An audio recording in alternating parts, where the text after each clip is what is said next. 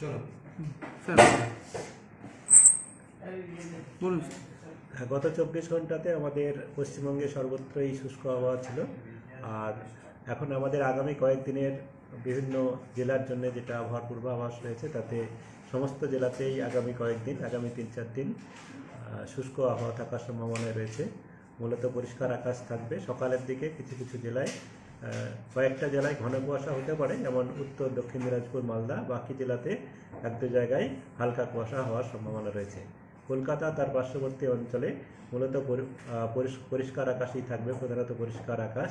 সকালের দিকে মিক্স টাইপের ওয়েদার। আর ন্যূনতম টেম্পারেচার যেটা বা রাতের তাপমাত্রা বা সর্বনিম্ন তাপমাত্রা আগামীকাল 18 ডিগ্রির কাছাকাছি থাকার সম্ভাবনা রয়েছে। 18 থেকে 19-এর মাঝামাঝি থাকবে।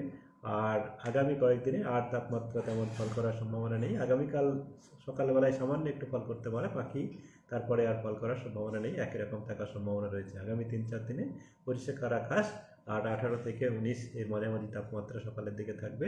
যেমন ওয়েদার চলছে এরকমই থাকবে।